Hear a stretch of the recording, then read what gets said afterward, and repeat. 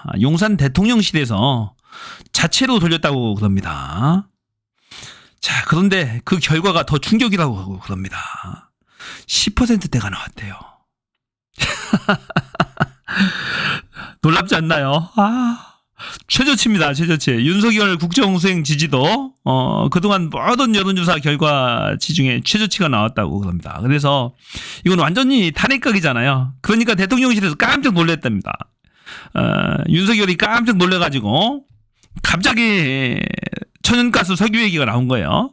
아프리카 정상들과 막 회의하다가 중간에 나와서 발표를 갑자기 했다라는 거잖아요. 보통은 해당 부서 산자부 같은 데서 하죠. 석유공사에서 하든지 하는 것이지 대통령이 나와서 그렇게 하면 안 돼요. 그게 확정된 것도 아니고, 자, 황당한 얘기입니다. 이것도 대한민국이 20년, 30년 쓸 천연가스가 석유가 포항 앞바다에 영일 만에 매장돼 있다. 그것을 대통령이 발표합니다. 시추에서 눈으로 확인한 것도 아닌데. 단지 이론상 조사만 가지고 물리 조사만 가지고 그렇다라는 겁니다. 직접 조사한 게 아니라니까 이게. 얼마나 황당한 거예요. 대통령이 발표합니다. 그리고 1조 2천억을 집행하라고 그렇게 했다라고 합니다. 시추공 하나를 파는데 1,000억에서 1,500억이 든답니다. 6개를 파야 된대요. 6개를. 대통령이 직접 발표했으니까 이거 석유 나올 때까지 파야 되는 거야. 얼마나 낭비입니까? 저는 이거 완전 사기라고 생각해요. 자, 땅속에는 깊이 석유나 천연가스들이 매장돼 있어요. 구조상 어디를 파더라도 다 조금씩은 다 나옵니다. 나오는데 경제성이 있느냐 없느냐가 중요한 것이지, 대통령이 그렇게 전 국민한테 생방송 대고 떠들었으니 이거 안 팔 수도 없어요. 대통령이 거짓말쟁이가 되잖아요. 예산이 낭비되는 거잖아요. 이거. 대통령이 이런 발표를 하니까 한국석유가스공사를 비롯해서 에너지 관련주들이 다 상한가 가는 거예요.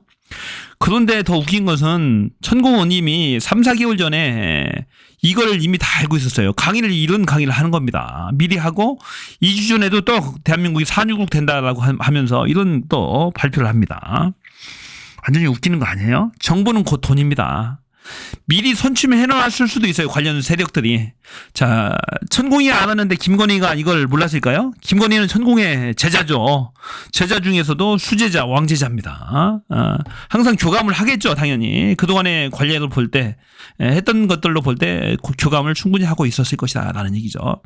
더군다나 김건희는 그 도이치모터스 주가 조작을 비롯해서 한 8개, 9개 종목을 사고팔고를 했었어요. 다 주가 조작과 관련 있는 종목 내지는 부실 종목들, 문제가 있었던 종목들, 상장 폐지됐던 종목들, 이런 종목들만 사고 팔아서 이제 돈을 벌었던 거죠.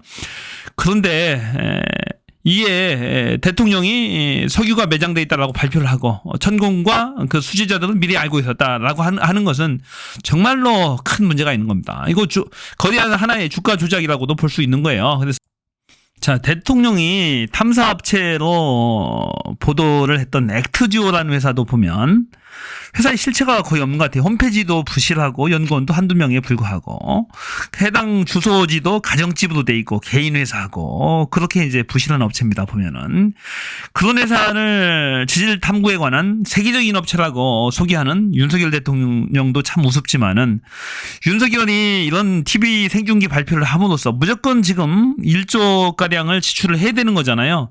석유가 나올 때까지 파야 되니까. 하여튼 이런 시추를 하면서 또 돈 버는 업체가 생기겠다라는 거죠.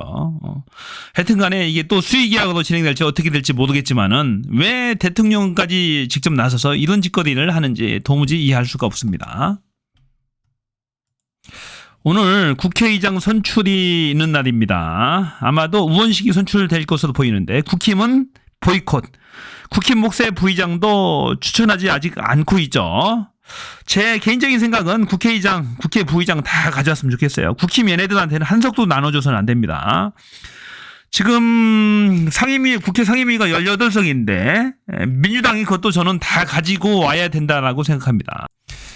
국힘 얘네들한테는 한석도 나눠줘서는 안 돼요. 그동안에 지난 국회에서 21대 후반기에 했던 행태를 봤잖아요. 국회 운영이나 법사 이슈니까 뭐 했습니까? 다 보이콧하고 국회를 완전히 파행시켰잖아요. 아무것도 안 됩니다. 그래서 제 개인적인 생각은 국힘한테는 한석도 줘서는 안 된다. 상임위원장 자리를, 그런 생각인데 지금 용산 생각과 국힘의 생각이지. 근데 실제 내부적으로 많이 다른 것 같아요.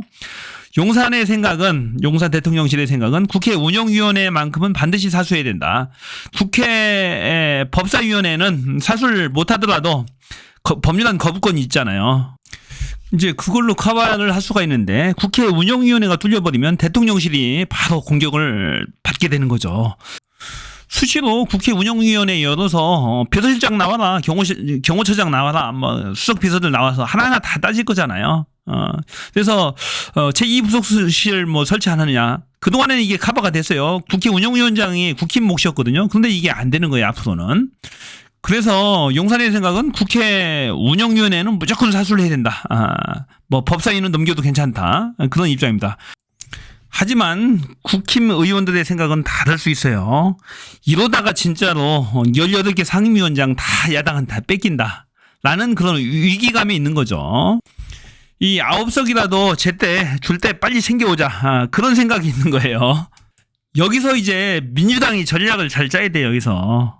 자, 다 가져오기 위해서 전략을 잘 짜야 되는데 국힘당이 합의하지 못할 조건들 자꾸 제시를 해야 됩니다. 그래서 파행을 시켜서 오늘 5일날 국회의장 선거하고 7일날까지 안 되면 바로 이제 법대로 원칙대로 다수결에 의해서 다 가져오는 그런 방안을 짜야 되는데 자꾸 국힘이 받지 못할 조건들을 자꾸 해야 됩니다.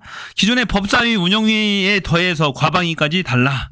그 다음에 과방위는 언론 통제 부분이 있어서 반드시 가져와야 되는 거고 건설 교통 부분도 가져야 됩니다. 자꾸 이렇게 이제 자꾸 주장을 해야 국힘이 합의를 못 하는 거죠. 합의를 못 하면 다수결로 몰아붙여서 7일날 의결을 해서 지난 21대 전반기처럼 민주당이 전체 상임위를 가져와야 됩니다. 그래야지 정부를 강력하게 견제할 수가 있어요. 지금은 비상시국이라니까요. 전쟁 상황이라고요. 협치니 뭐니 이런 논의를 할 때가 아닙니다. 지금 비상시국이에요. 지금. 그렇게 해야지 18석을 다 가져올 수가 있는 겁니다. 중요한 것은 국회의장의 역할이에요. 여기서 이제 아쉬운 부분이 있는 거죠. 우원식 국회의장이 선출이 된다라고 한다면은 우원식이 과연 6월 7일 날이죠. 6월 7일 날까지 법대로 바로 다수결로 밀어붙여서 하는데 협조할 것인지가 중요한 거죠. 그래서 약간 아쉬운 면이 있어요. 우원식이 어떻게 나오는지 한번 지켜봅시다. 과연 추미애 국회의장이었으면 이런 것들이 자연스럽게 다 해결됐을 거예요. 하지만 우원식이 지난번 과거 원내대표를 하면서 우유부단했던 그런 면들이 있어요. 그런 점들을 어떻게 극복할지를 쳐다보는 것이, 지켜보는 것이 포인트라고 할 거예요.